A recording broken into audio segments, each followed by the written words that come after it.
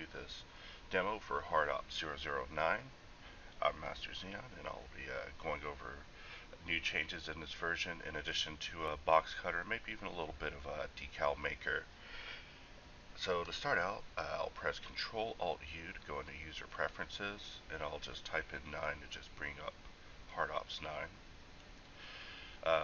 For the most part, the preferences are the same. However, under Tool Overlays, Display Text Status is now a checkbox, so you can make it no longer say what the S status is in the corner of the window. This was something a lot of people had questions about, so we've actually replaced that to the point you don't need it, and there will now be a discrete logo in the corner of the screen that'll get brighter as your S status changes. More on that later.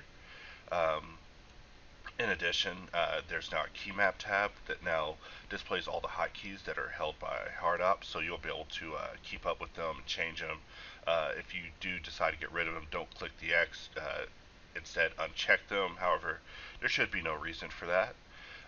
Under add-ons, there's also a link to Decal Machine along with a code for operatives in case you are wanting to pick that up. So, without further ado, let's go ahead and jump in here. Now, I must warn you that this isn't a tutorial per se as much as it is a public demo, so I may be moving a little bit faster, not explaining exactly everything I'm doing. That'll come in step-by-step videos I plan on making later. So, with that aside, let's go ahead and get started. So I'm just going to duplicate this object and place it here. And we'll go and look at it here on the side. I'll bevel this edge manually. And we'll just Control minus cut in here, and we'll mirror it to the other side. This is the way I normally work, and whenever you have something like this with a pending Boolean, if you go in the Q menu and you press C/, it'll basically give you the opposite of what you just cut out, which is right here. However, sometimes there can be glitches with it as well. C/ is meant to replace Rebool. However, it still is a work in progress. But for what it is, even at this point, it's definitely an improvement. Since Rebool was initially written by me, it wasn't necessarily the most stable. Like I mentioned in docs, there's been a long war over Rebool and C/, and with the material cutting stuff, Rebool finally met its match. But no worries, C/ will get you the same results. In fact, we'll go ahead and C# to put some bevels on it. And I'm just beveling single edges and pulling them. We'll just demote this so that way I can bevel it manually. And there we go.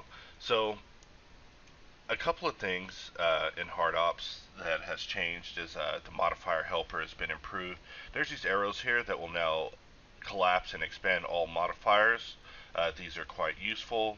Under the materials, in previous versions 007, the Material Helper wasn't as useful and working as well as it could have been, but now it's actually working as intended.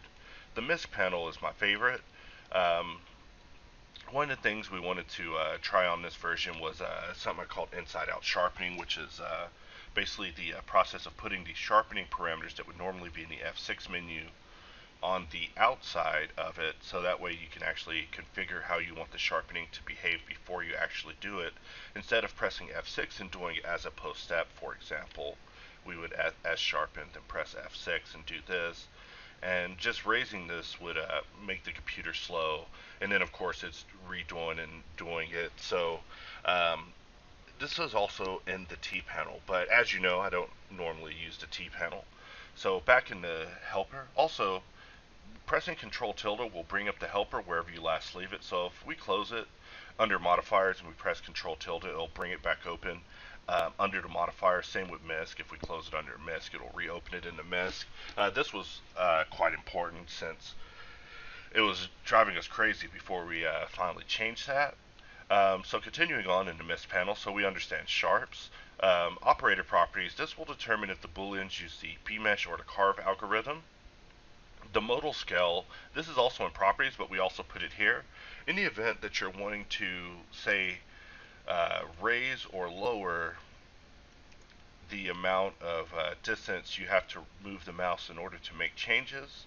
Uh, this is generally for working at scale.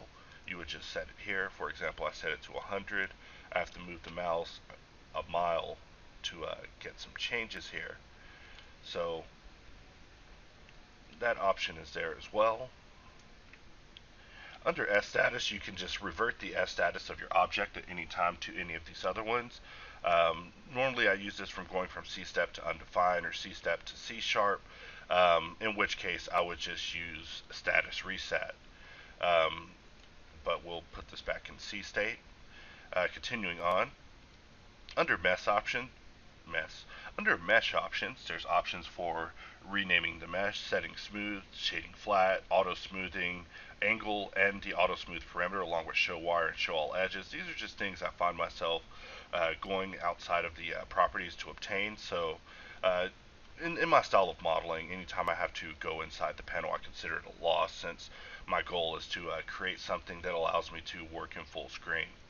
So, with that aside, there's also more things going on with hard ops that has changed.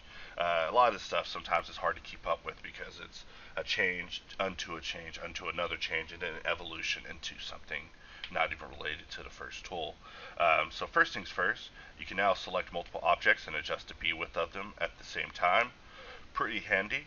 Another thing is you are able to go under operators and use bevel multiplier. Bevel multiplier will basically multiply the bevels by 2. However, if you uncheck this box, it will divide them. So this can be handy as a final step. Sometimes I just like to take all my bevels and just divide them by half, or multiply them by 2 depending on what's going on.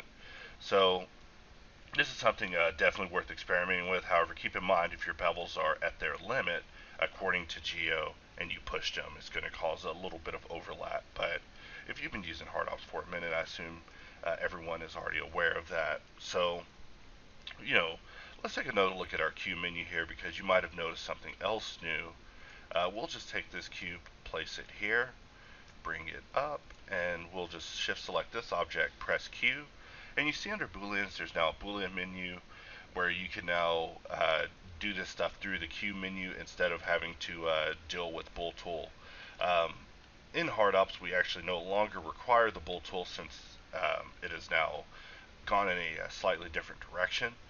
However, if you are still using it, we do respect it, and you can still use it with hard ops with no problems. However, it is a completely different Boolean system, so drawing and things like hard ops integration won't be present. But with that aside, we do support both setups. But if you ever wondered why recommended add-ons no longer list bool tool, that is the reason. So another thing, I'll just go out of full screen for just a moment to show y'all. Under select, shortest path, I have set to D. And you can just right click and change your shortcut, change your user preferences. Save your user preferences with Control U if you're wanting to save that as a default, which is precisely how I set up my symmetry to be auto mirror. By naming them view 3D hops mirror or whatever it's called, it allows us to have the option to right click and change shortcut. So be sure to take advantage of that. A lot of the operators were renamed as such to allow for hotkeys to be set to it, since that was like the easiest way for us to set that sort of thing up. But for the most part, operators that are important are able to be mapped to hotkeys. But in our paradigm, we keep it fairly simple. So as you see, there's a Boolean menu inside of the Q menu now. So that should come in handy. In addition, if you control minus, this object, as you can see with the logo in the corner, is red, which means this is a bool shape. That means that when I press Q, it'll give me a special series of options such as B width, T thick, and Q array in order to quickly put those modifiers on the objects and keep working fluidly forward. So in addition to that, other things, and I keep bringing up the decal because I've just been itching to use that thing. It's a new tool created by Machine that I've absolutely fallen in love with. just going to be amazing for operatives going forward. But continuing on, another thing you might notice is C slash is in the Q menu for single options. Merge is in the Q menu for single options. This was done to expose basically all the options instead of having them hidden behind context to allow users to get more used to all the functions that are present in hard ops. However, as you notice, they're grayed out, meaning that the context is incorrect and you can't click them. But someday that may be hidden behind extra options because why have options showing that you can't click? This is something we argue about internally, but just one of those things. Um, so now pressing Alt W will bring up Boxcutter. Now we're bringing Boxcutter into this in addition to hard ops. And so I just started out drawing a shape, and then I pressed tab before letting go, which put me in this edit mode. Using middle mouse button on the outside, I'm able to bevel the edges. Pressing C, I'm able to make the edge green, which will let me align the cursor. Double click, and now we are cutting down to the cursor depth. This is one of my favorite features. However, in this version, there's an even more favorite feature. If you hold Alt and Shift and middle mouse click on a face, you will now view align to that face. This is something that we've been wanting to add to Boxcutter for a long time. Since it was first created, it was apparent that view initialization tools would be needed in order to make such a tool work successfully, since cutting at angles is always something that's been a little bit difficult in Blender. So we definitely wanted to start brainstorming some ideas on making navigating tricky angles easier. This is the Boxcutter version of this implementation. However, we do have plans for a hard ops version of what we call view cading, which is just what I call setting up the view.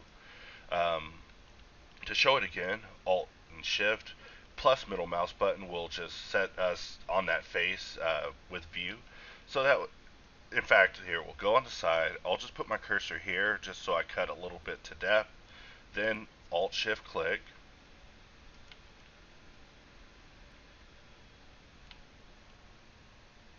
Now, in addition to it being able to be rounded as bevels, you can roll the wheel to lower the amount of segments. So sometimes I like to cut with just one segment, just get a real simple bevel in there.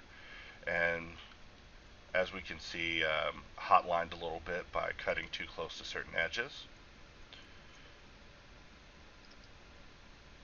We will put it here. I'll press C, double click, and it's close enough. Almost enough to cause some trouble. In fact, probably undo that again. Let's try that once more. Whenever you're doing these sort of angle cuts, there sometimes can be a little bit of a perspective difference. So definitely be prepared for that. We'll double click. And that's a little strange of a place to put it, but all we have to do is just slide this edge out the way and it'll look good as new. So usually in my current workflow, I'll start out box cutting an object, and I'll go through and texture shade it, and then finally slap it with some decals. So there's definitely a lot of fun to be had here. We'll snap our cursor here, and I'll just hold Shift and draw a box. We'll get rid of this box. So the Boxcutter gray box mode has also been improved a bit to behave with C# in addition to having a little bit ZBrush-like behavior.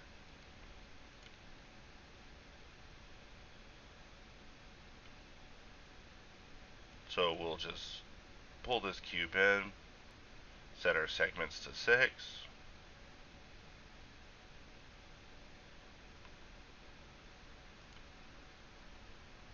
Alright, so now we have that there. We'll just C#, we'll X mirror. From here, we'll just go ahead and just cut half of this off. And select this with L and press X. Another thing I want to talk about is in the sharp options up here, you have the option to apply crease, apply seam, apply B-weight, apply sharp. Apply seam will make it where if you're in face mode and you press L over an isolated area, you'll be able to select that face for quick material application. Apply crease is something I use with hard ops and subdivision block ends to build a curvy shapely form without losing my form. And usually in this mode, I have to specially mark edges since the auto grab will have some trouble at times. But continuing on, so the reason I bring this up is because if you see me in edit mode, you might notice I'm in edge mode, more so than face mode, which is my normal mode, if not vertex mode. But by pressing L, you see that I'm selecting just isolated areas. So basically, as you cut and work, you'll be able to select the areas that you isolate in order to do things to them, such as assign materials and whatnot. But continuing on, instead of actually inserting an object, we have Boxcutter up. Let's use that. I'll press D, change the circle, and we'll just draw a white circle real quick. Quickest way to spawn one, right where we want. And we'll just extrude this area up, which looks kind of bad. However, if you go inside and you clean mesh, it will dissolve the edges that are useless. And we'll just select this and delete it.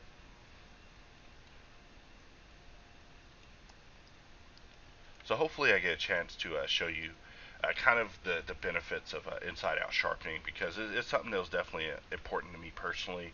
However, it might be for different reasons. Just like I sometimes am not fully aware of how embraced users were to the whole C-step workflow, because it's definitely changed a lot in this version to something called S-step, or just step, which is about the same. However, it's a much different workflow. You might remember in the previous versions you would try to use C# on a C-step object and it would just say no real big on the screen. It no longer does that. Now the operators support things as they're supposed to, so there's no longer operators that no longer support things. There's now just context situations. But I'll stop talking about that before I sound dumb. So continuing on, we'll just snap our cursor there, and we'll just move all this stuff to layer 1, move this back to layer 1, move this to layer 1. It's good to sometimes clean all this junk out, especially when sometimes it'll just show up in a render. We've been working hard to make sure that doesn't happen with Boolean objects that you control minus, that they're truly hidden. However, glitches happen. In fact, let's make sure that that is the case. And look, this object is showing up again. So that'll be fixed in the next update.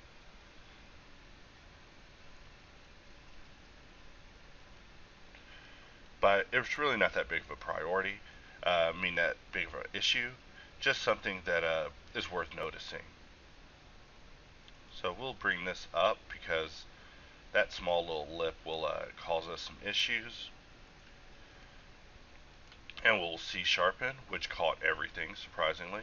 Usually these angled cuts usually don't catch right here, so I have to find myself selecting these, or just selecting both ends and pressing D, which is my way of navigating around these N-gone wastelands. I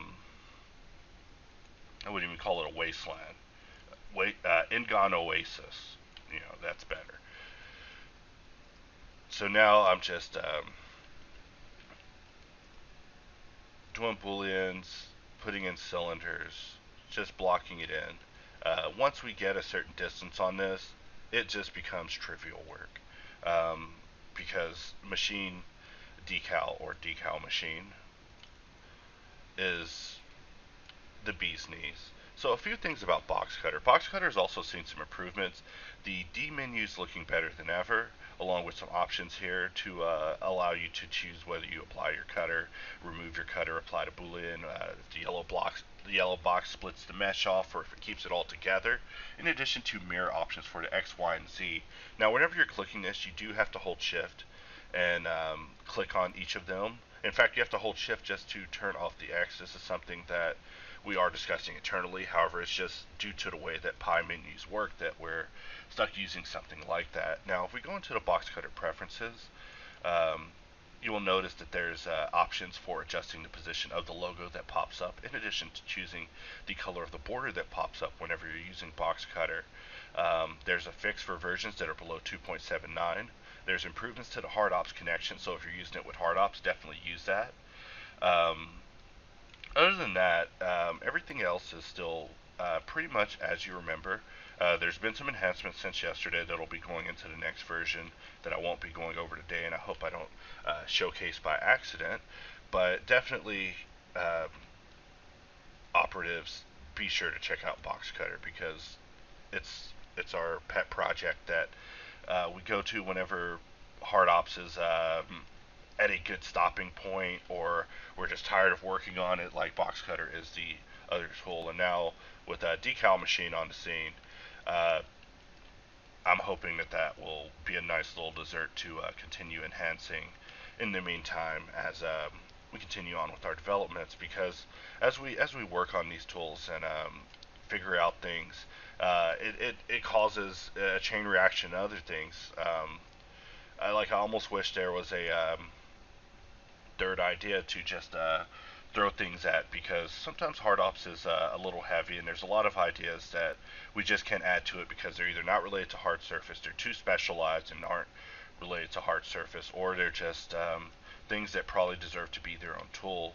Um, one idea I was talking about just yesterday was I want to create a render plugin that basically will render your sequence at 5 samples, let's say 5 samples, and then the moment it finishes rendering your sequence at 5 samples, it goes back and begins re-rendering it at 20 samples. Then it does it at 50 samples. But the idea is that you would get your initial render, say in like 20 seconds, and then you would get your um, follow-up render, say a minute and a half to, and it would just keep going up. So here we have a case where we're mirroring we're mirroring our mirrors. So sometimes the mirrors need to be in the right order. Will help fix that, as you saw there. But like I said, this idea for this render engine, I mean, this would of course be the start, but the idea is to make something that would make rendering faster, because I find myself rendering a lot of image sequences sometimes while I'm just, playing Xbox or something, and I look up and it's just a few frames in, and then before the next match, I'll click and lower some samples just real quick, and I've even thought about like trying to keyframe it and stuff like that. I mean, Cycles, of course, is getting better, and I mean, I have dual 1080s in the computer now, so I mean, do I really need to worry about the speed of my renders? And the answer is, of course, yes, because render times are always too long. Even if the render times are instantaneous, they're still going to be too damn long. So, just an idea. Man, I'm not saying this would even be a paid tool. Just an idea I would like to see in the form of a tool. Who knows? It might even be a hard ops thing. It might be the hops render. I don't know. But the other thing too is if you've been using hard ops a while, you know that I have these render sets that are basically render settings. That render set one's the only one that matters. But the render sets are basically just render preferences that I use for certain types of renders. If you're big into rendering, you might want to check them out. But for the most part, they're no different than the settings you would probably set yourself if you were to optimize your render. More than likely, I'll be expanding on the render set workflow sometime later and turning it into a helper panel of sorts to make it easier to navigate the render settings, because while the render settings are good in the properties area, it can sometimes be a little hard to navigate.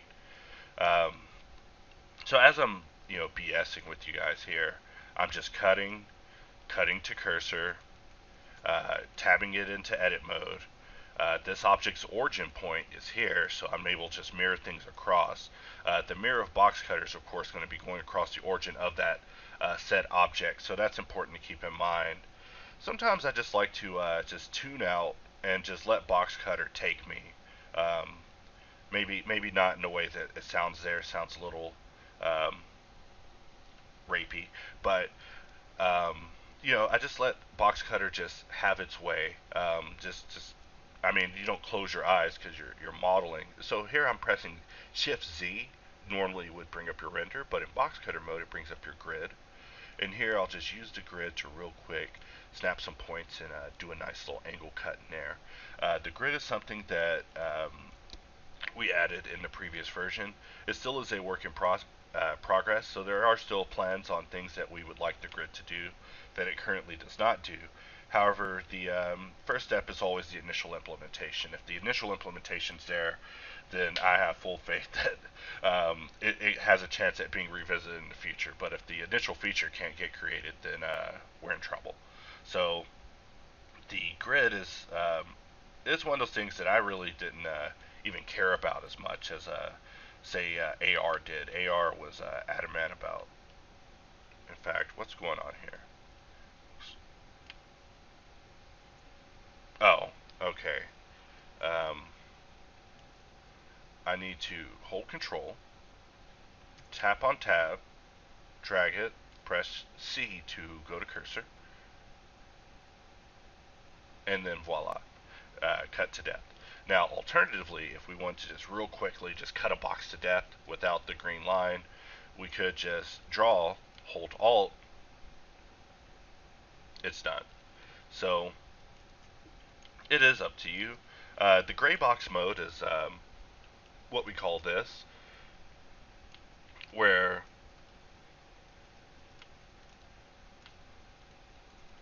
here, let's try that one more time.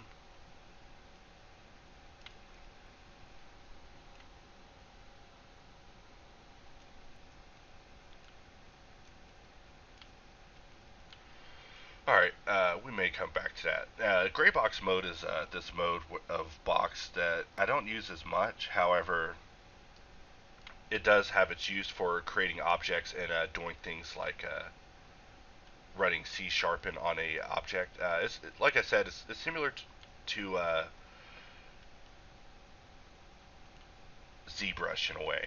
Um, Now I'm kind of losing my thought focus here. Um, just because I must also add that unlike normal videos, this video is not as rehearsed. I did a couple of practice rounds just on boxes based off of the amount of public response determined what object would be the public demo for this version. So my apologies if I'm not as articulate as I usually try to be in these videos. I know that's important. So from here we'll go up to the top and we'll just do more cutting. Like I said, you just zone out, just let Boxcutter just go. Um, as we do these cuts, and there's cuts that fail and cuts that succeed, it gradually gives me more information on what works and what doesn't, and helps me with my Boolean understanding and awareness. For example, Booleans will always work better if there's some sort of line going in the middle. If they don't intersect with any edge whatsoever, they will just create an edge. I'm talking about just carve ideology, like in this case here, it just creates an edge, whatever, to just get through. If you really want to make it easy on yourself, you can press Control D for fast bisect. We'll just drag a line out, flatten it, and now if we just draw boxes, you see that they all are just using these nicely placed lines instead of what I call Blender's given lines, which works good in some cases, but in some cases it's not. So it's definitely worth experimenting as well. This is something that I know I definitely covered in more on Booleans and curvature when I was talking about Boolean tips. Sometimes I get messages where people are talking about, hey, I'm having problems with Booleans, or Booleans aren't very reliable, which I can also understand. However, I do use them a lot in my personal work, so they're not so much unreliable as much as they are misunderstood. It's like a misbehaving kid. The source isn't at the kid. The source is probably at home or something. Who knows? But with Booleans, it always comes down to the geo, the angle, the depth. But I find myself sometimes being getting to be like a forensic scientist with Booleans. I got to find out why this mesh died. I can't just say, oh, it failed. So continuing on here, as you see, I lean a lot towards Boxcutter. When it comes to cutting tasks, Boxcutter is the job. Um, Hard Ops, not so much the cutter. Hard Ops job is to be a toolkit, or at least that's how I see it. We still work on enhancing the cutters. There's a lot of experimental things that we have going on here, since Hard Ops is kind of in a way uh, a big experiment to me. Um, like we've experimented with different workflows, different ways of doing things. Uh, like the modifier helper, that was a big experiment. I remember saying a long time ago how I wished that the modifier panel was in the 3D view and I could manipulate it, pull it around, and make it come up and disappear at will. And I remember someone telling me, "Oh, that'll never happen. That can't possibly happen." Well, now we have a pop-up modifier panel. So some experiments do pay off. C Sharpen was definitely the greatest experiment in all of Hard Ops. I had no idea of what the potential of it could be until AR rewrote it about 3 times, and now it's at its full potential.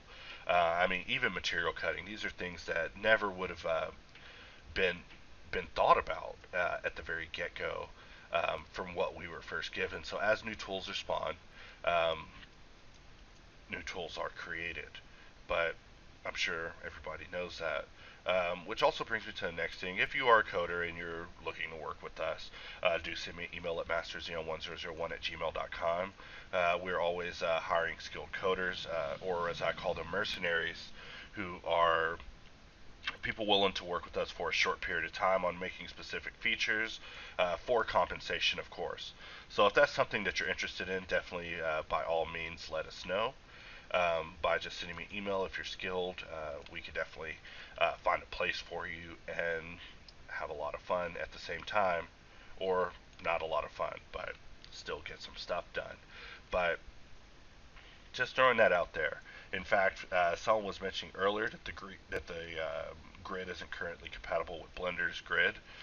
This is something that we're looking into. However, the grid is our first implementation, so it'll definitely improve in the future. However, if someone would like to take on that bounty, by all means, give it a shot and give us a call, and you know what happens next. So continuing on, and I know what you're thinking. Hey, this is a Hard Ops demo. What's all this box cutter business? Yeah, I know. I apologize. However, Boxcutter is a integral part of Hard Ops. In fact, I don't ever hear from anybody who's saying, "Oh, I'm using Hard Ops and not Boxcutter." Or no, I hear from people saying, "I'm using Hard Ops and not Boxcutter." I never hear from people saying, "I'm using Boxcutter and not Hard Ops," because the feature set of Boxcutter is just so different by itself without any sort of connection or sharpening, and the workflow changes dramatically. So I do recommend using them both together and also using the hard ops connection, since that will make non-applied Boolean shapes part of the bool shape system. So you'll be able to go through with the Q menu and make adjustments. Sorry, still losing track of thoughts here as I'm working. So as I'm going, you see I'm just cutting in random shapes. But if you look at the geo actually isn't what I call bad. Bad would be right here. That's bad. This is useless. That's useless. That's useless. That's useless. So when things like this happen, like this is something I would consider uh, undesired. However, you just got to roll with the punches in these situations. So the next thing I want to bring up is material cutter. Under the material tab at the bottom is the cutting material. We'll go here and we'll actually just select gray. We'll select this whole box and I'm just going to give it Kevlar. Now the thing about these materials is for them to show up in a viewport, you do have to assign them a viewport material. So at the time we were making this particular feature, I went through and assigned viewport materials to all my things that I use. So to show it in action, we'll just go here and we'll just cut it off, and now that's a separate material. So on a lot of my models, I'll just kind of do a pass where I just go through and cut off material slices just to give little hints and indicators. In fact, I cut this piece off it tracked all the way to the back. Um, maybe good, maybe not good. So in that case, I will cut. First, I will go in here. I will turn off my material cutter by removing the material. We'll go here and just cut here just to cut this off because I don't want every piece I cut going back to go all the way to the back. And let's look at plastic. So usually with these videos, I try to get in and out like a hideout on Shadow of Mordor. But in this case, I'm gonna try to hang out and really just chill on this model and let the tools take it to a fine result because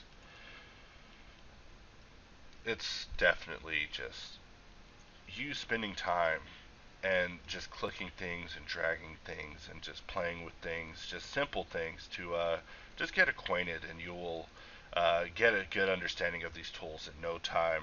Um, a lot of people pick up these tools, they jump right into a project. If you're a pro level artist, do by all means do whatever you want. But if you're a beginner, I would definitely recommend making a couple of cubes just to have a controlled system for testing booleans, which is why I usually do public demos on cubes, is because if I were to do it on a sphere, I would be spending half the video talking about theory of mesh cleanup and dissolving edges and cleaning up edges and things like that.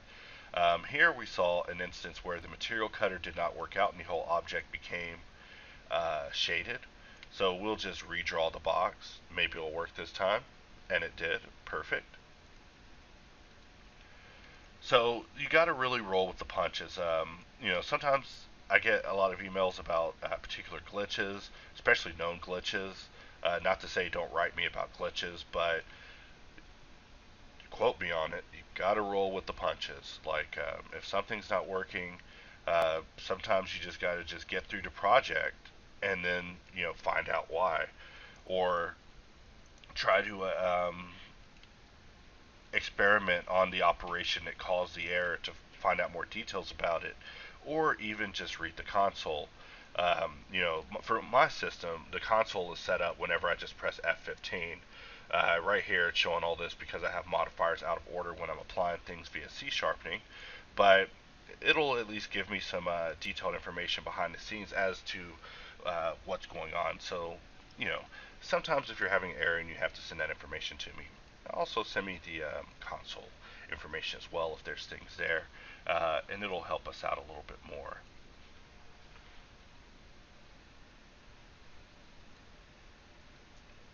So it's been a while since I've made a video. Um, I must add that over the course of making hard ops, I've been hired to work on this game about space. I'll someday do a public demo showing off all the models, but hard ops galore. I use hard ops on everything, of course. I'm the hard ops guy, I have to. But it's been a fantastic journey, and I'm thankful for the opportunity to continue working here, and seeing my assets come to life, etc. Um, but let's continue on here. So I changed my material to Kevlar. I put my cursor depth a little bit in there, and I'm just drawing, beveling, cursor cutting, and just setting some things up. So usually I'll start off with a little bit of hard ops, and then a little bit of Boxcutter, and then to conclude, we'll use a little Decal Maker, and of course Pro Lighting Studio. Um, those that know me, I have know that I have an unhealthy obsession with Pro Lighting Studio, um, created by Andrew Price over at BlenderGuru.com. It's a fantastic plugin. I'm pretty sure version 1 is the only and last version, um, but it has so much potential. I could see how an expansion on the idea could make it something truly next level. But in the meantime, I just use Pro Lighting Studio. It just keeps it easier. For this piece, since I'm in face mode, I'll use L, select that, and just mirror this across there. It'll offset this face, of course, because that's what happens when you mirror. So we'll just make sure it's in the right order, collapse our stack, and back to work we go. So this process is one of my favorites. It's just me just going through and just cutting, like right here, chrome cutting.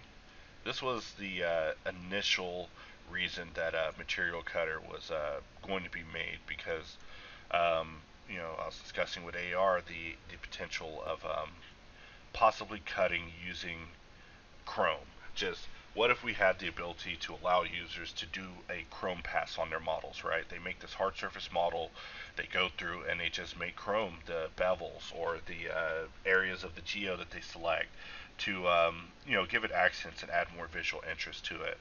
But this is just the first level.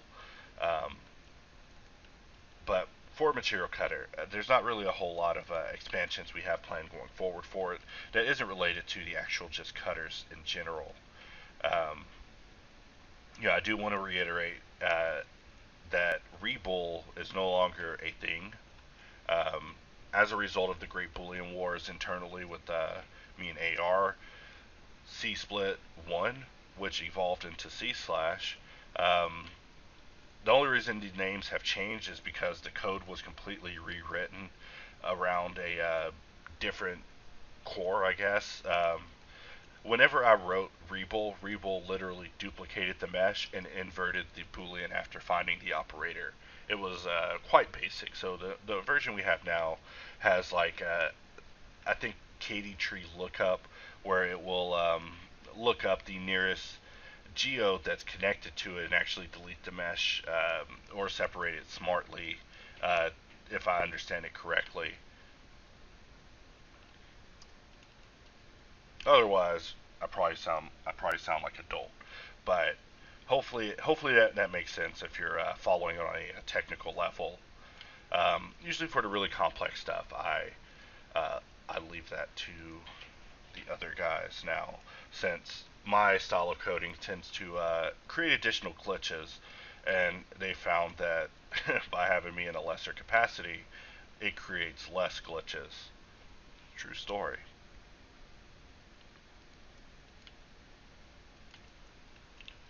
Another funny thing is when I first started off hard ops, I had no idea what Git was. I didn't know about Git. I didn't know how to collaborate with other people. So there was a time when I was literally receiving code in email, and I would personally merge it and make that the next update. I mean, this is around version 3 or so. Adrian broke me on it pretty quick, but it has been a learning adventure for me as well. I mean, my own workflow has enhanced and improved so much just over the course of doing hard ops to the point that I don't even feel I'm the same artist I was when I started anymore. In fact, we'll origin to geometry this thing. Ta-da! All right. So now we will go here and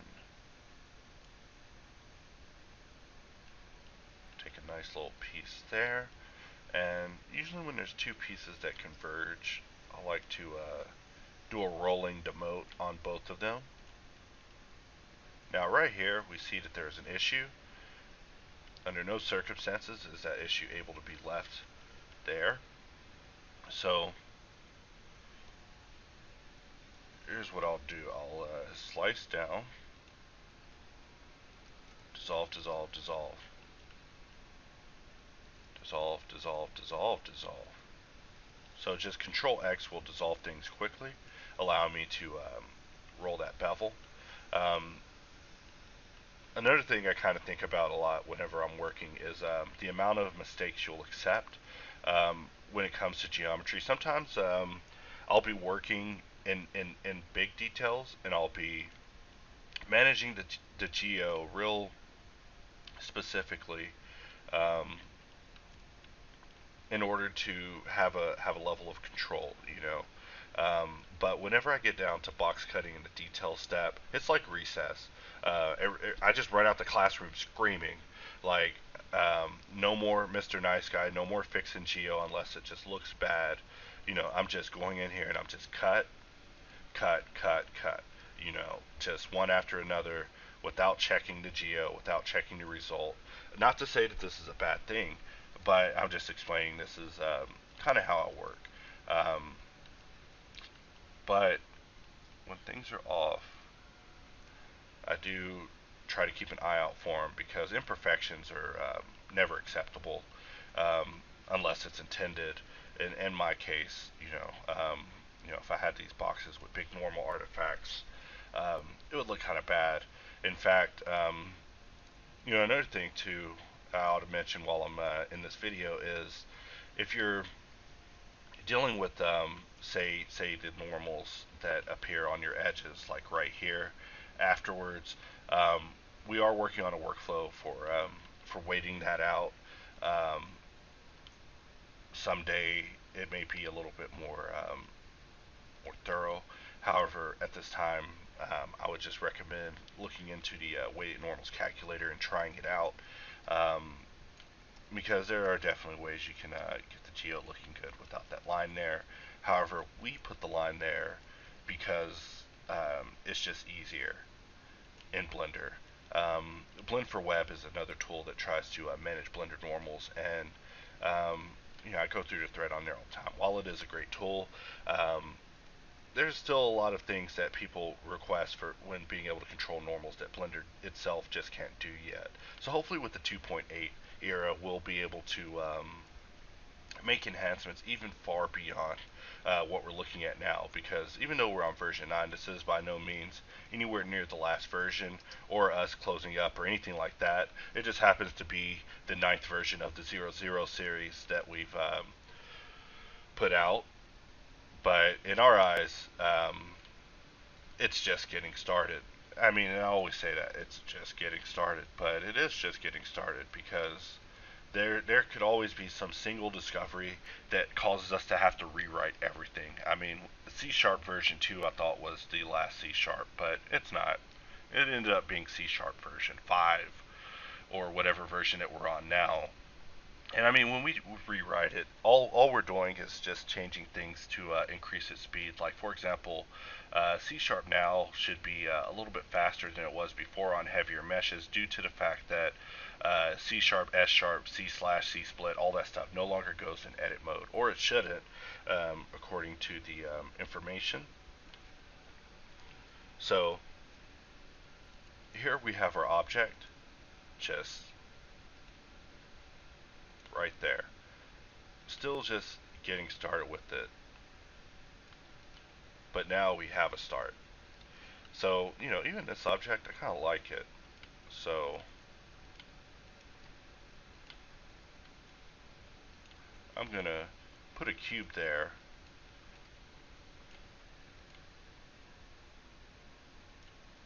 In fact, we'll bring it up here.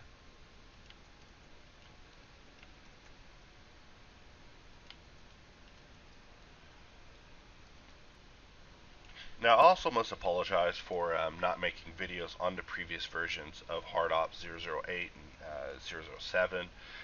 Deep in my heart, I really wanted to make a version for 008 so that way we would consistently have demos for every single version of HardOps. However, internal changes made me reconsider due to it just being something that would be versioned out immediately. I feel now we're at a point in which the code is right here. What you're seeing me make here is literally a subset. This is how you make a subset. Like, I just take an object. Um, we'll use the helper for this. We'll give this object a name. Uh, we'll call it ob underscore um, piece one. So we'll just call that ob. We'll select this, and we'll call this bb piece one. We'll select this piece, and we'll call it AP piece one.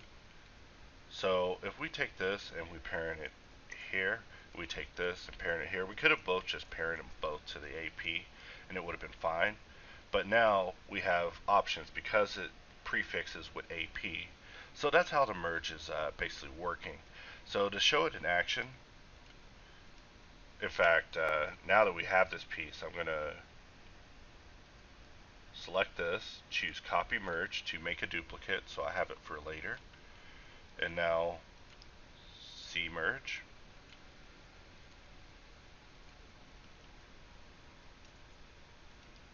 Now right here we can see that the normals are getting a little odd for this frontal piece.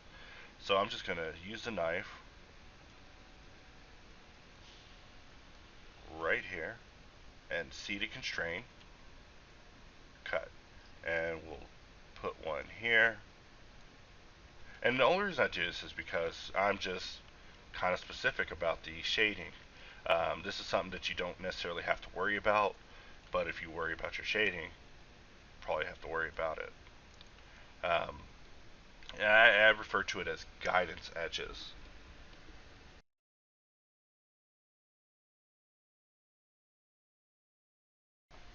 Alright, back. So here we'll use our little inserts that we made a little bit more. We see that rotate isn't on.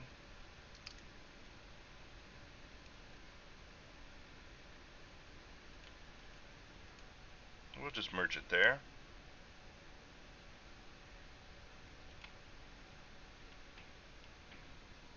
Ta-da. And we could just keep going all day with that, but whenever it comes to making subsets, like sometimes I make subsets per project, and then I reuse them all throughout it or put them into the collection I have.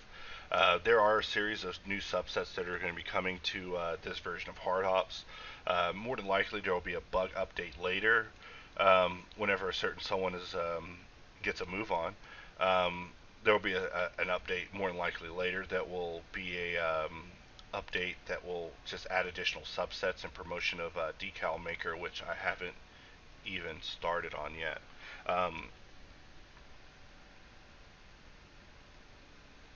Before that, we gotta do a little bit more cutting, just because variety is the spice of life. So we'll just keep adding more variety to this object.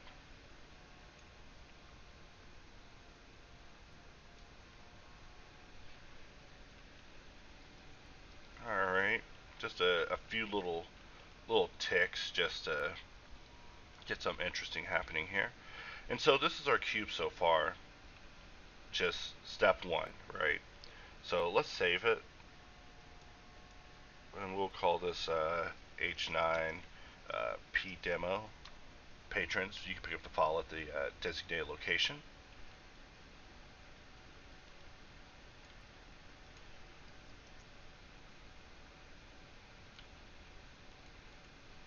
I do want to put this object here. This may be a strange location to place this.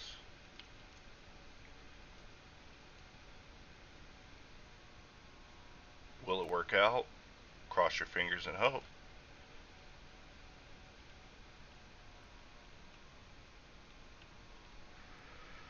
And it could work. We just have to help it work. So we'll just quickly fast bisect the new edge there. Delete that edge.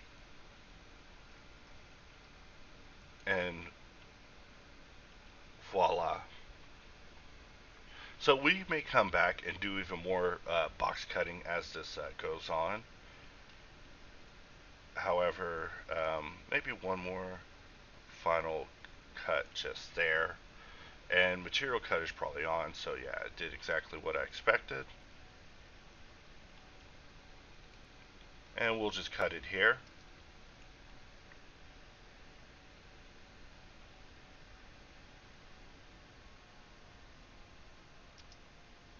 And we'll cut here. So sometimes I don't even go into the tab mode to bevel the lines, just cut boxes. But I mean, when it comes to cutters, there is no faster cutter than Boxcutter. I mean, I hate to say that because it sounds like it's a challenge, and I might end up with another clone that's doing a better job. Um, but what I mean is, to us, there is no faster cutter than Boxcutter. Um,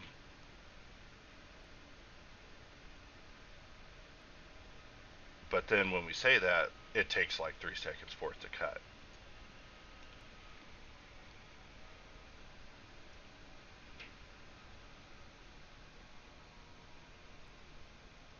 And there we saw an error, which means that the slash did not go through right, more than likely because I hotlined. So we'll just cut a little bit bigger, making sure to encompass both lines, and still didn't go through. So here we'll cut it a little bit thinner, and will it work this time? So this means that there's something more than likely happening in this particular area. And as you can see, there is. So it's important to understand these sort of things and how they happen. And I mean, most importantly, that there is a cause. Whenever a Boolean fails, whenever you're having issues, like there's a reason that that Boolean failed, and it's up to us to get in there like dark detectives and sort it out. So we'll cut it again.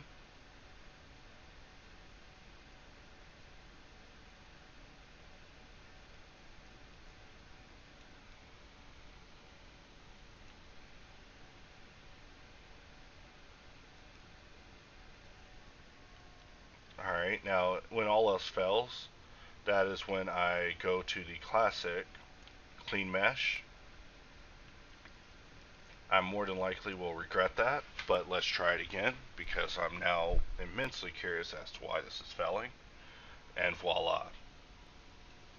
Alright, and back to the video. Sorry, lost track of thought there. Had to step away from the keyboard for a moment. So hopefully we can make it to the end of this video without any video messages or notifications popping up on my screen revealing identifiers about who I am. JK. Everybody knows who I am. And here we are with another Boolean mystery. Sometimes these things can happen as a result of hotlining, but it is, of course, to note that Booleans are always going to be a little less stable than users would wish. However, I find them to be predictable in my work.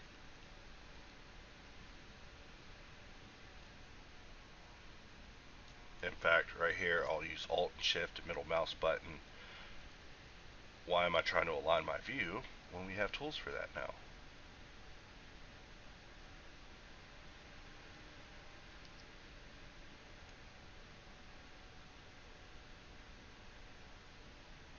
Drawing the mirror right here is giving me an idea of what if I had an empty as a second selection that I could shift select with this, and then that would be the mirror point of that temporary instance of drawing a mirror cut.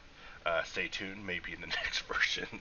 But literally, that's how ideas come to us, is just over the course of working.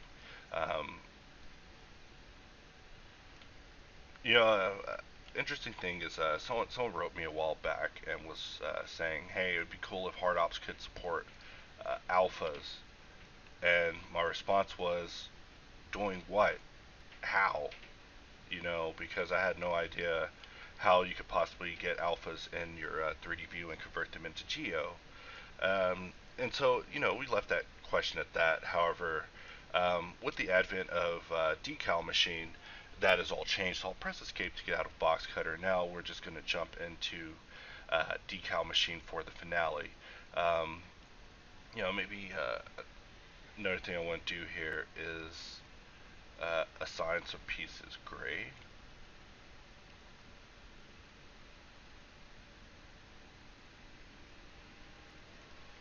And right here, we'll go into Boxcutter one more time. I was about to finish and just go into Decal Maker, but let's see if we can make this a cool box at least.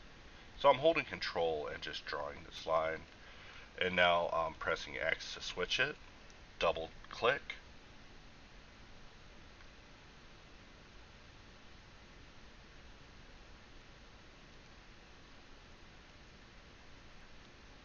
I don't like that cut. Also, I don't like that it cut it into chrome. So we'll turn that material cutter off. I'm holding shift and scrolling the wheel to lower my grid. So here we'll just cut.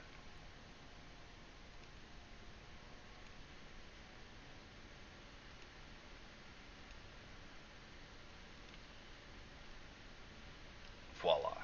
So now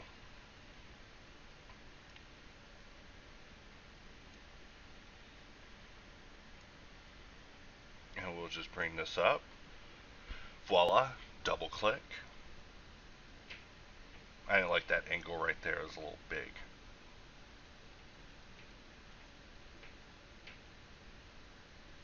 Just get rid of Kevlar. Make it gray.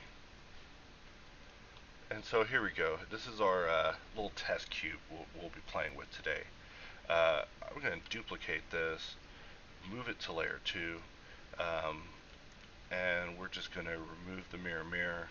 And this object, as you can see from the icon being just bright orange, it's a C# object. So we just have one segment on here, and we're just setting a bevel. Now, normally, if I were to cut pieces off from here, like let's bring up a box. If I were to cut pieces off like so, that would happen. Everything would be beveled with this big bevel of 1.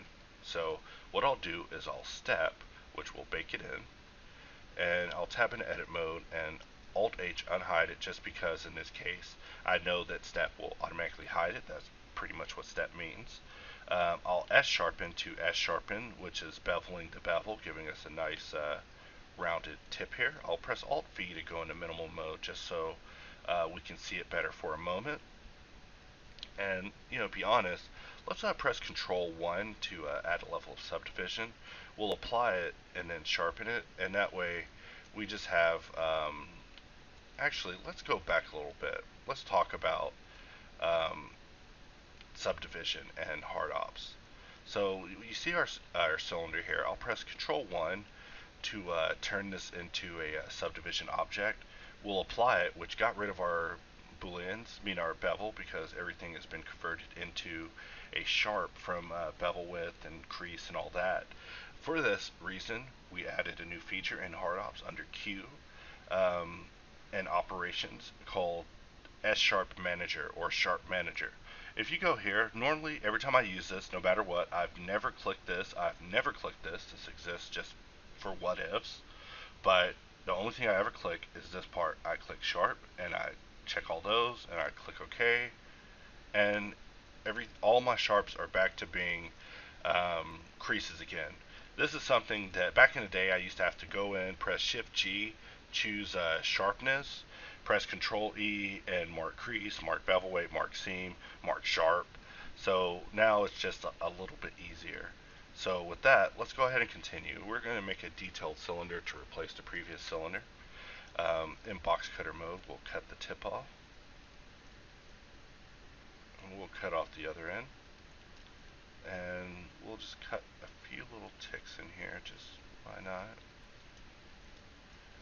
And of course, with it being a step mode, which you can tell by the icon being blue, is every time we do a process, it's going to hide the mesh. And if you're not familiar with the workflow of C-Step, there are older videos on it that are still applicable, even though the workflow has been phased out. And for the most part, this is the evolution of that. So the only differences really that you have to know is you can now use C-sharpen and S-sharpen on what was formerly known as C-Step meshes. So here we'll just assign some materials. In fact, why not just switch this to chrome.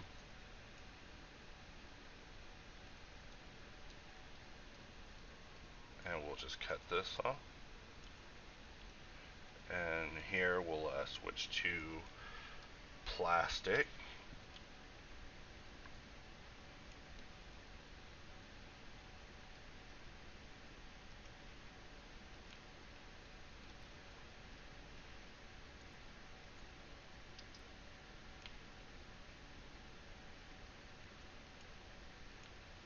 And you see that for some of these where it hotlines, I have to lower the B width in order for it to survive. The alternative is me going in and just modifying the geo to make it correct, or modifying the geo to at least give it a little bit of slack here, because you see that some of these pieces are awfully close together. In fact, we'll see mirroring will hide the mesh every time. If I ever wanted to change that, I would just go under here, under S status, and just change it from C step to C sharp. But there's a reason that we're in C step mode, and that's because I'm a fan of some of the behavioral changes here. Um, the naming is not something that was thought up by me.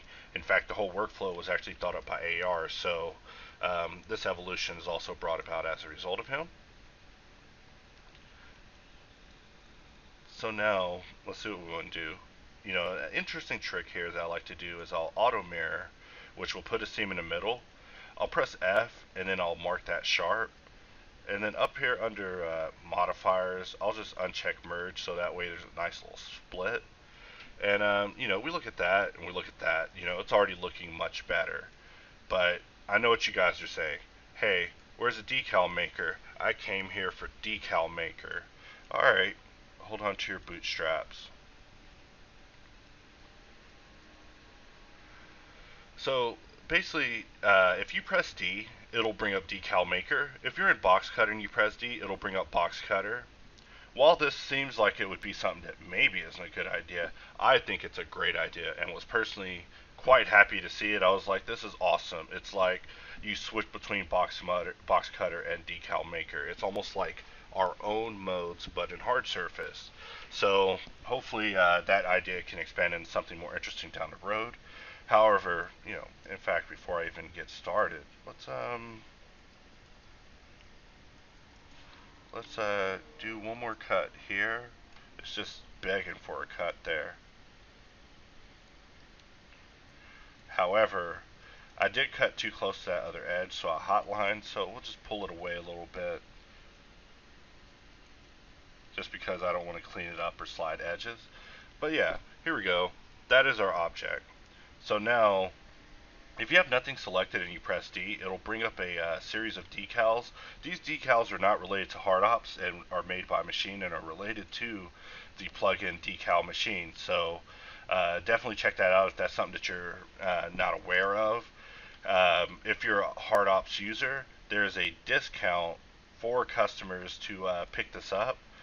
Now, all it is planes that you slap on an object, and then whenever you render in cycles, it gives the idea that it's real.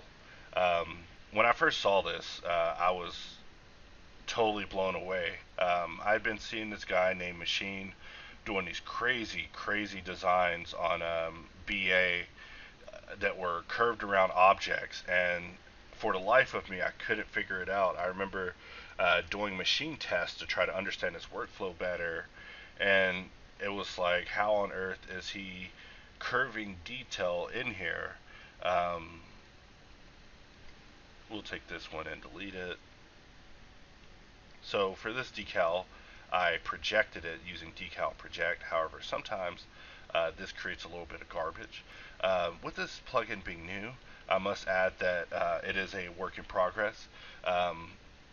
After it came out, I immediately was wanting to get involved with it, with the creator, and after writing him, we were able to begin a dialogue as far as ways to improve this going forward and make it a success, or at least what I consider a success, meaning everyone has it. That's a success to me.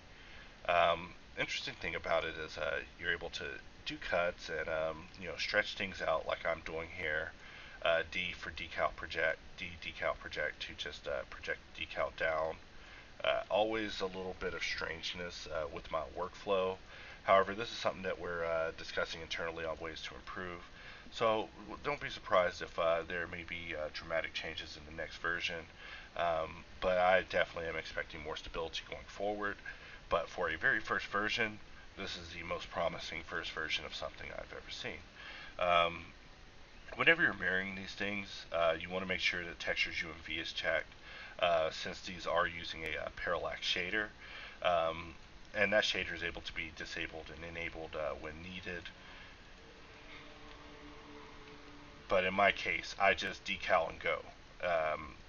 Don't talk to me, don't ask me any questions. It's just decals.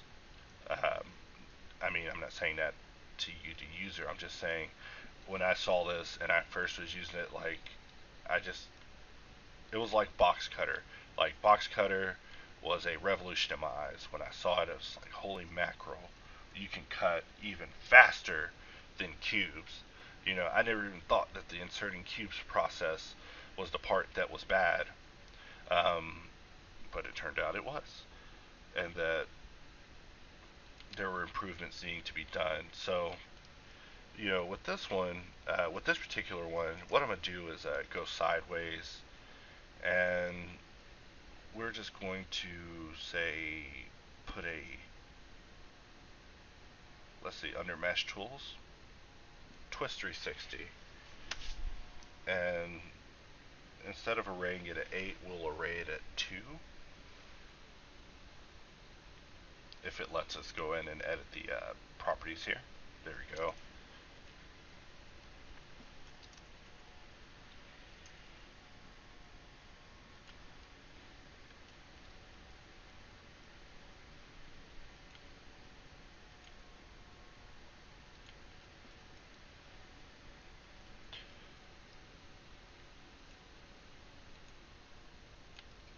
There we go.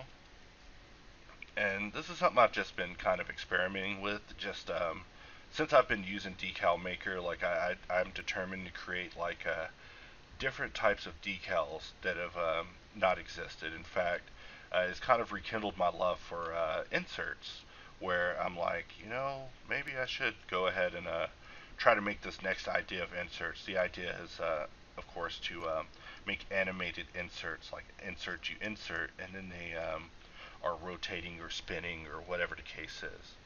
So now we have our object here. In fact, I could even go here and let's just rotate it a bit and then just flatten it, just SC. I didn't want to distort it too bad.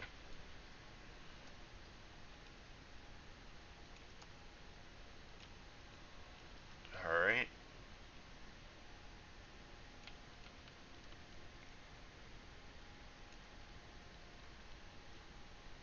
And there we go. I'm not even... Damn this power supply. Bought a power supply off Amazon because my power went out one night when I was working and I got real mad. Now I just have this power supply. It hasn't rained since I got it, and all this thing does is beep because the battery went bad. And I don't want to buy another battery because, no, I don't want to. But enough of that story aside. Let's get back to this. But yeah, that was the beeping that you heard. If it keeps going off, I'll have to end the video and deal with that. But um, it's the bane of my existence. It happens literally every time I'm recording now. So if you're out there working at APS or APS, if you're watching this video, damn your power supply. Alright.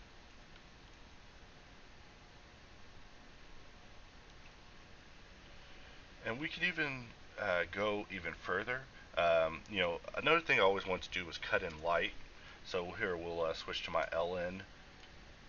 We'll switch to my LN emission shader.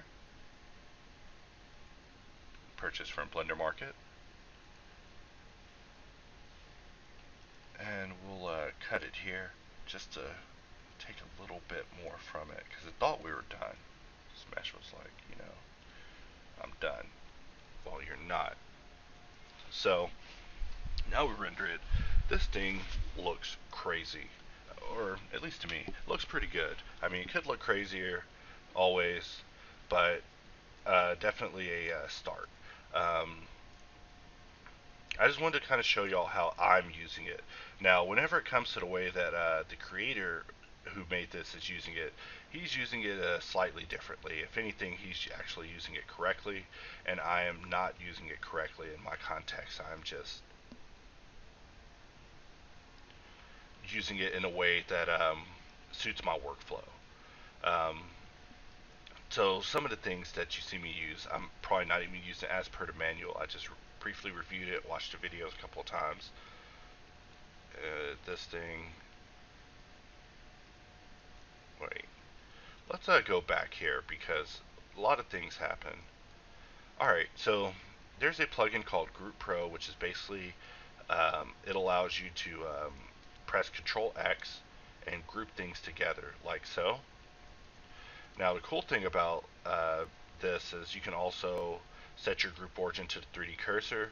So this object in all, what's the word? Um, this object, for all purposes, is one object now. But if I needed to, I could go in and edit this object. Now, Group Pro is definitely a premium plugin.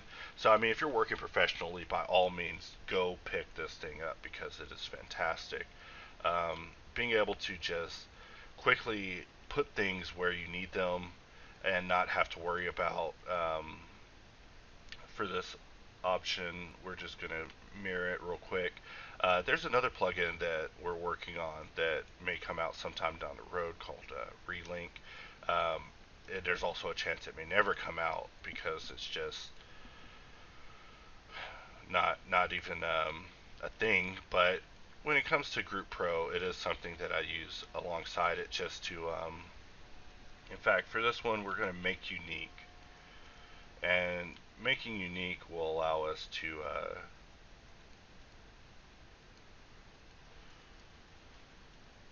put these pieces together.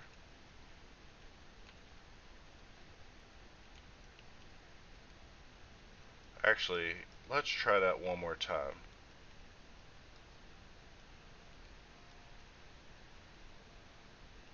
Make unique.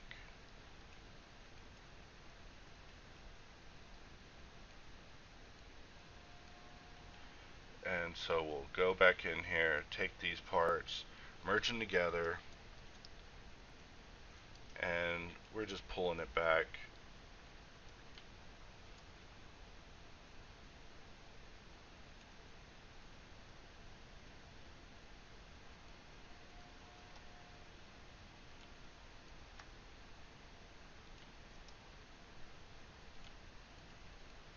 Just move some things over, and let's close the group.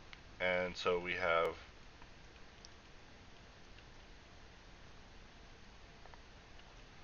alright, that is crazy. Alright, edit group. You know what I'm going to do is I'm going to select, first I'll remove it from group, we'll copy it, and then we're just going to undo.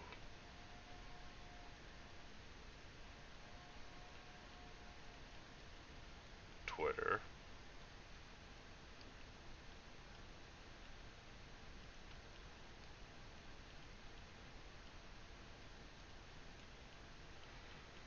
Alright, so we'll just take all this stuff and mirror it across this object. So, sorry, kind of lost my my train of thought for a brief moment, but we're just going to fix these mirror issues.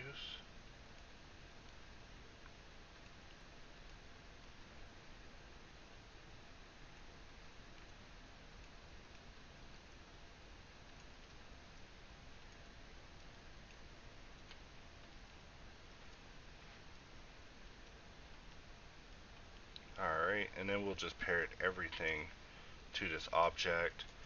And, you know, since I copy and pasted, that means all these materials are instances of materials that were here previously. I'll just use Q operations, moving too fast, material link, and that will set everything back to its original material that's in the scene, so it's not like we really messed anything up here. We'll create a group, we'll move it to layer 1, and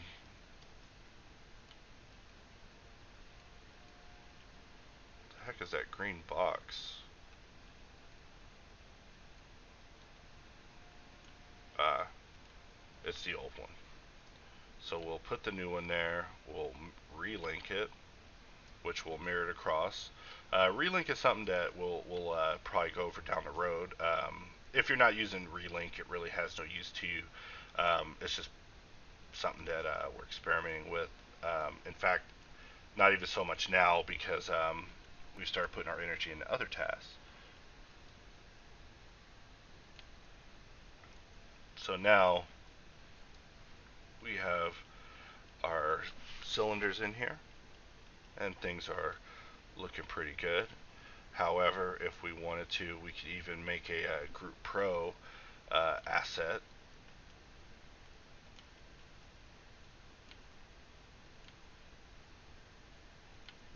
We'll press I, we'll press Alt P, we will make it a wire.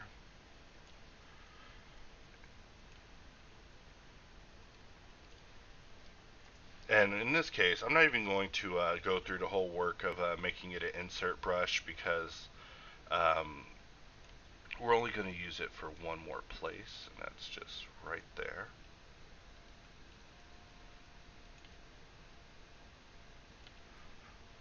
And this is a rather tricky area, so who knows if it'll actually be a good location for this.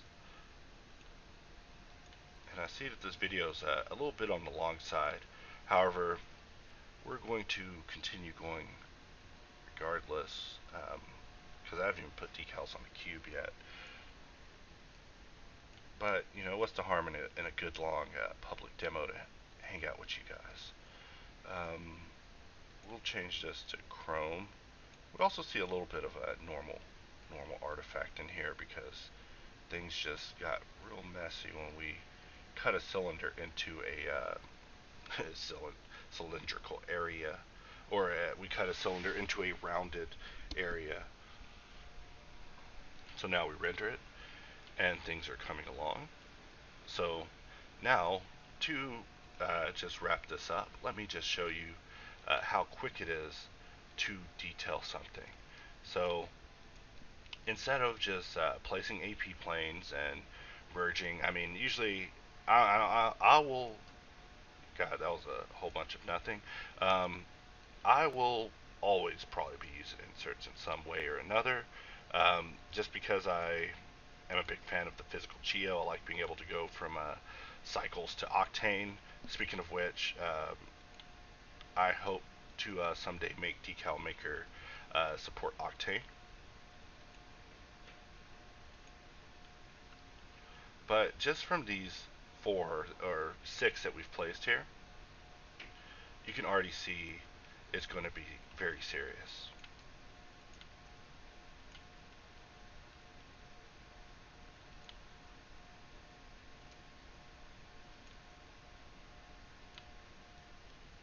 And in my head, I'm just placing these. Like, I think before when we were dealing with inserts on this sort of stuff,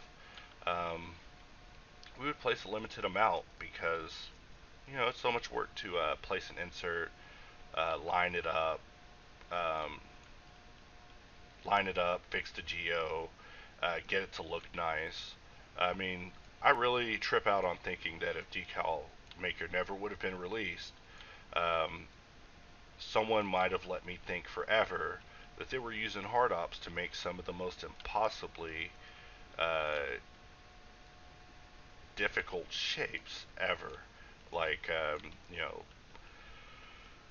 Machine recently was also on top row with an airplane that he made, and the airplane is a perfect example. I remember looking at on Twitter, and I was like, "Oh my God, how is this guy doing this? He surpassed me with my own tool." Not saying there's anything wrong with that, but just this guy just out of nowhere is just completely um, outdoing me. So um, now that his cards are on the table, at least for this particular workflow, I could sleep a little better knowing that I was missing some sort of technology or even ideal on how to.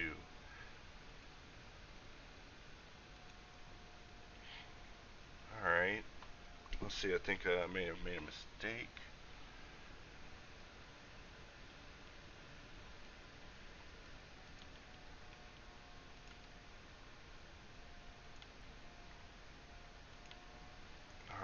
So we'll also put some latches here. I'm just pressing Alt Z to go into material view. Now you can also look at this stuff, in a textured view.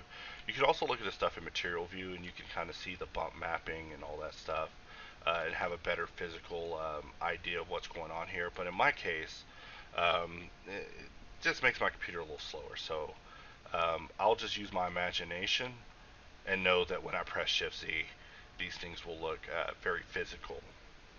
And I'm using this in the kind of hackiest, laziest way right now. There's all sorts of stuff I could be doing with fake panel lines and stuff like that. That's also very awesome. Um,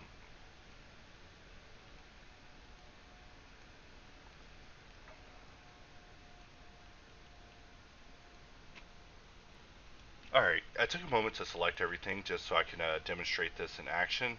It's important to note that on the modifiers, when you're mirroring decals, you want to check to mirror the U but not the V, if that makes sense. Now, if you hold Alt whenever you click these sort of things, you can actually do it for multiple objects.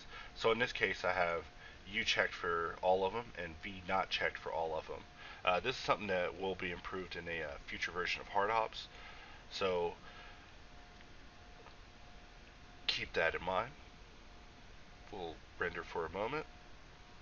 Another way to quickly do what we were discussing is I will go under batch operations and just select everything with the mirror, and we'll just make sure V is unchecked, and this is while holding Alt, and I'm just Alt clicking on U here to make sure all of that is checked. Also, I may have crashed Blender.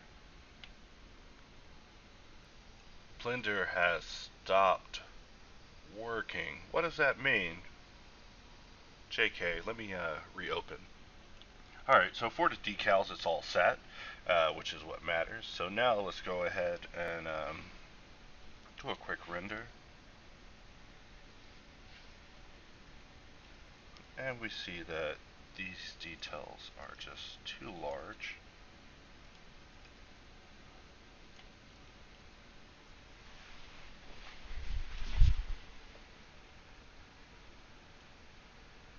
Alright, and so in addition to these, there's also the ability to cut panel lines.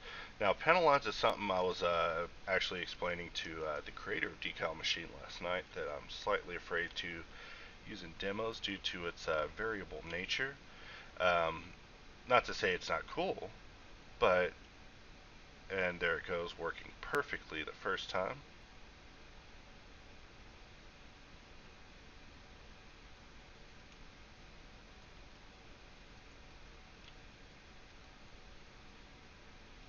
Decal panel width, we will set this to 1. And let's try that again, because it actually just about worked that time. There could be a chance that it's been improved since the last time I made this thought analysis. There we go, decal knife. And we have this cut line. Now the thing about this cut line, it is fake. So we're able to move this around, adjust it, make it converge with other lines if we want.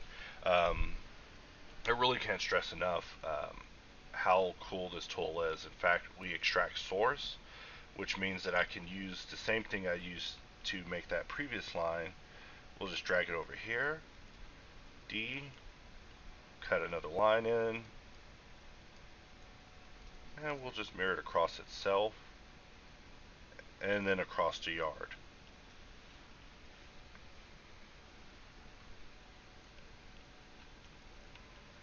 So another good example would be right here. If it works out right here, I'll be quite happy. But this is a case in which I know this tool can give you a little bit of the business. So let's just find out.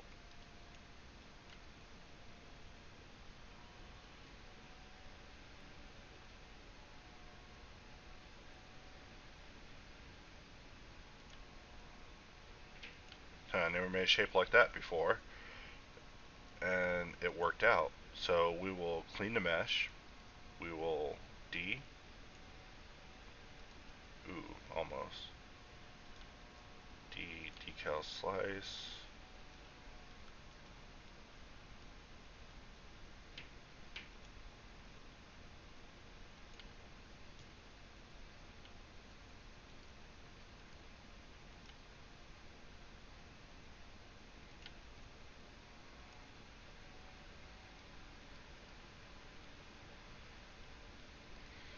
And as you can see, sometimes it's less than ideal, but this is something that I expect to be dramatically improving in the future. In fact, a solution that probably will work on this is we'll put a plane here. We'll just put our decal there.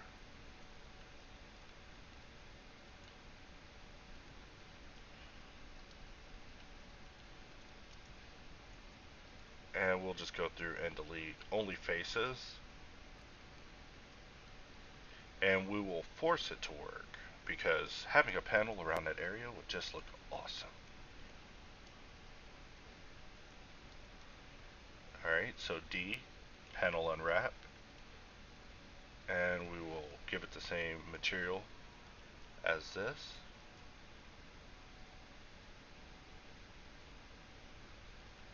And we look at it and our panel's not quite perfect yet, so panel flip. Nope. Let's look at what our UVs are.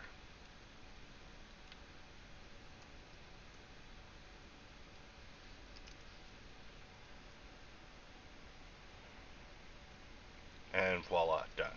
So sometimes when these things don't work out, I'll just create a fake plane and just use that to create the object. It's not a serious issue, but it is something that I expect will be improving in the future. But like I said, all you can do is just roll with the punches. You know, it doesn't work, figure out how to make it work. You gotta get through the day. You know, you'll lose a whole day trying to get support on an issue. Like I'll probably call APC after this, or write them on Amazon or something, and they'll have me go through a troubleshooting process of, you know, licking the battery and talking to the battery and telling them how the battery feels whenever I do certain things to it. And then in the end, they'll be like, you know what, you can buy another battery for like 45 bucks. This thing would go outside or on the patio. Sorry, I don't know why I'm talking so much about surge protectors, but yeah, I think it's something that needs awareness brought to it. Alright, so we look at this from the top.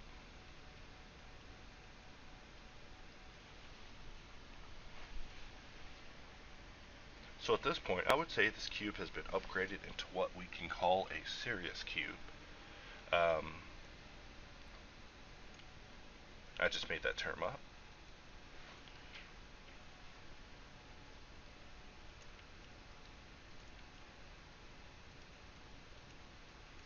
Here, I'm just going to duplicate the panel, put it here. All your decals will look silly if you are not in perspective. And also your insert menu will not show up if nothing is selected, which is a interesting idea.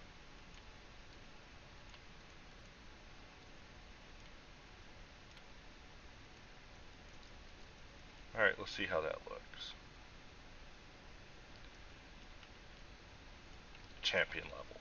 So now we will go in here and we'll find my favorite insert, which is this one, called the long slide on my side, or I mean that's what I call it. So we'll put a line in, bevel it, and just pull this out.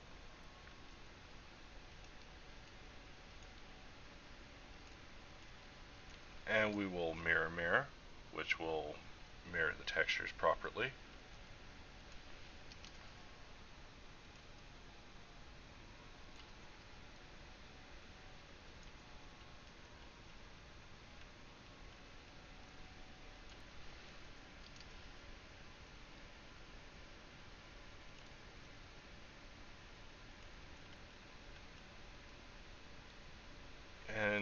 I just listen to my heart. I'll probably remove the audio whenever I put this video up, but I'm really big on Philip Glass these days. It's just like, I don't even know how to describe the music, but it's like the perfect thing to play. There's no lyrics in any of the music to distract me by getting caught up in some idiot's thought threads of nonsensical nonsense. Um, Here, we'll try it again. We'll mirror, mirror.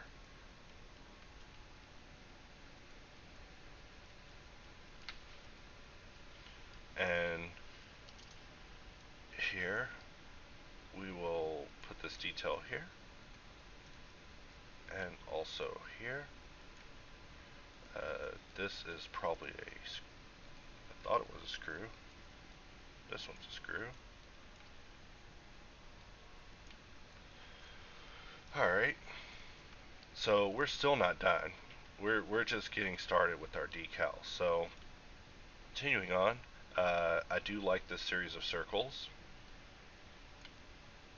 RZZ90. So we'll rotate it here. This is one of the coolest features by far. Coolest feature. Decal project. I love it. I don't love that though. So we will scale it down. Decal project. We'll put it on the other side.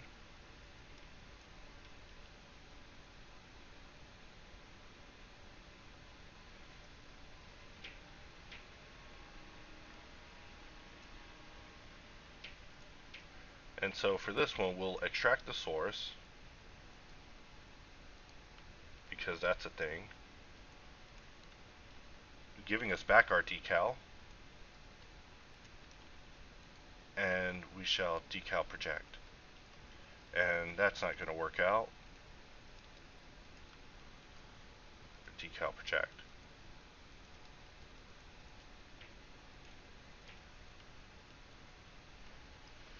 And we'll just delete any garbage that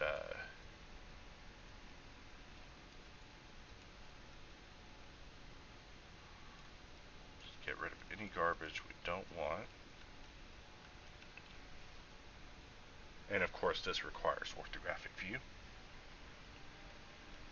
So, the last part is my favorite part. Decal workflow is something I've wished for a long time. I wish more than anything I would have thought of this idea. But I didn't. But at the time that this thing had came out, I was just ranting about how there's no workflow for decals. And this is something that's big in Keyshot, and I have friends that are using Keyshot, and they're like, yeah, I still use Keyshot because it's awesome to put labels on shit. Like, you can just get it done. And it's so quick, so easy, and there literally is no arguing it, because they're right. Decals just don't exist other places. And, this is bad, but that's also life. But now the first solution is here. I had an idea also for a decal system. However, it was something that was way different and would have involved having multiple UV sheets, and it just would not have worked out. So I am quite happy that such a tool was created. Sorry, didn't mean to go on so long about Decal Machine here. However, as I'm using it, I can't help it.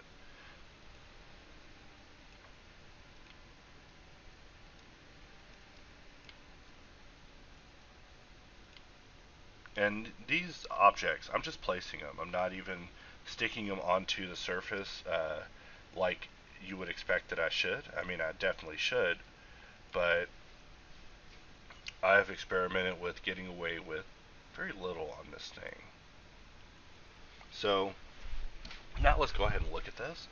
This is a cube that was started in hard ops, taken through Boxcutter, and now finally through Decal Machine. So hopefully this will suffice as a public demo a little bit better than the one I initially was planning on doing, which was just me going through all of the features and showcasing things. We can always handle that at a later time. So now for a little Pro Lighting Studio. For some reason I almost forgot the name. We'll go ahead and change this to be a backdrop. Rotate around to the front. And we'll get our camera right there. Lock it. For these type of renders, I like to use a 1000 by 2000 just because it gives extra room for the cube, but looks like my UI is being a little slow. That's something else that also has kind of stopped me from doing videos as often as I had, is when my UI started getting a little slower, just for basic tasks. Like, I was pretty sure it was as a result of upgrading to Windows 10 or the creators bundle for Windows 10 that I went ahead and signed up for, because Windows 10 wasn't already bad enough. Actually, let's Alt H M1 M1, and when I say 1, I'm talking about Alt 1, as in send it to the layer under layer 1, because I don't want any of this stuff. So this is our cube so far. Looking alright. Now let's find a lighting setup that speaks to it. So let's delete other lights. Let's jump over to vehicle.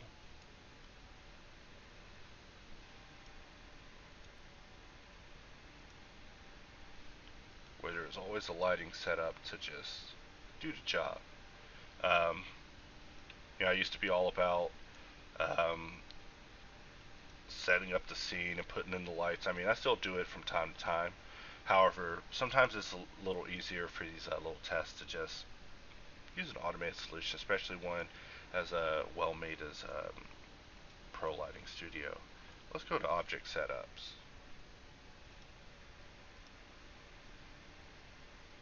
That one almost spoke to me.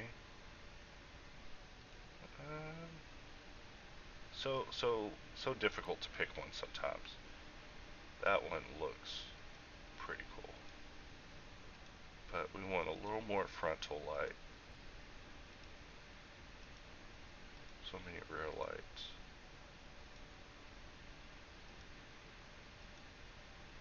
Alright, we're getting closer.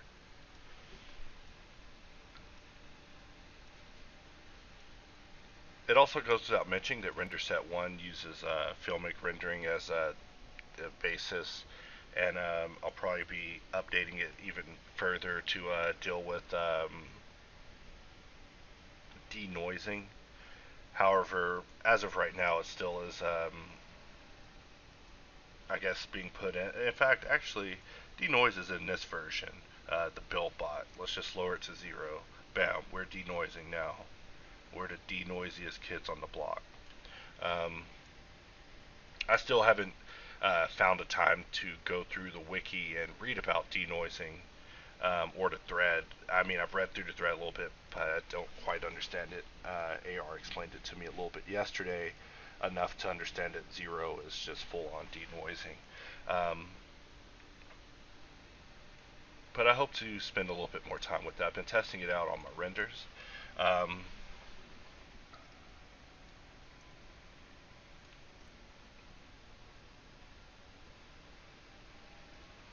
Alright, so we got that. Now for the floor. When it comes to the floor, I like this scene. I like this setup here. And from here, we can just put the camera there. Press Alt V for minimal. And voila, we are done. So with that, we'll go ahead and call it quits. I'm trying to think of anything else I'd like to mention. Another thing is, whenever I'm using Pro Lighting Studio, it creates a bunch of images and lamps and materials and meshes in the scene. That's why I have the orphan data tab up, so I can quickly just purge purge, purge.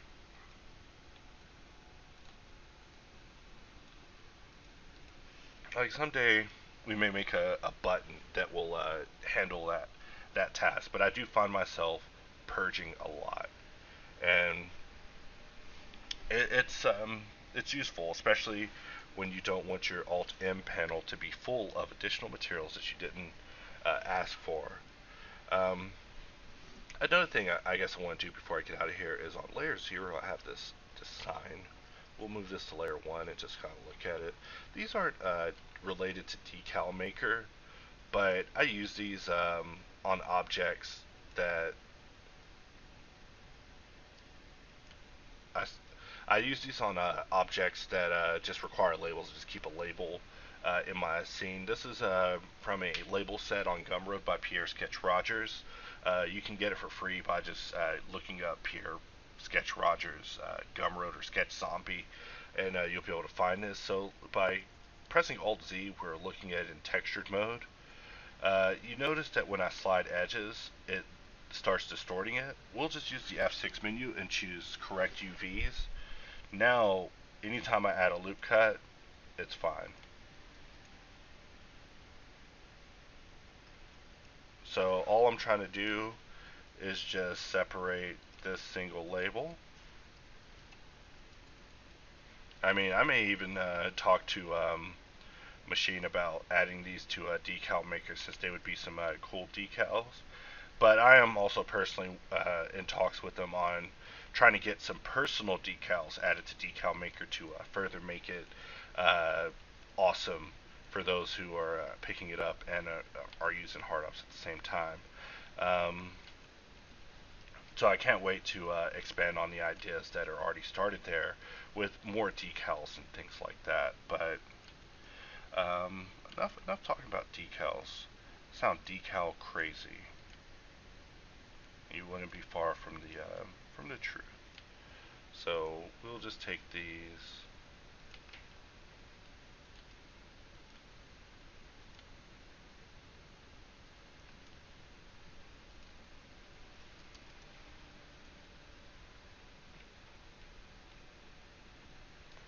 Here we'll Alt V normal.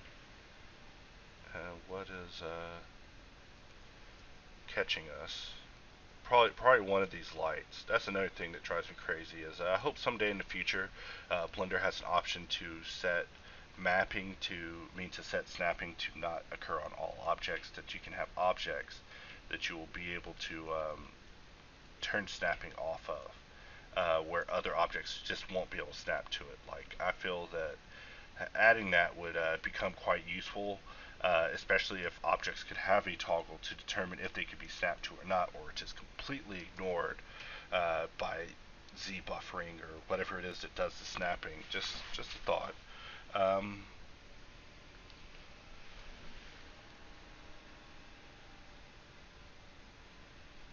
so with that, we'll let it render. 70 renders, I mean 70 samples in, it's already looking pretty good.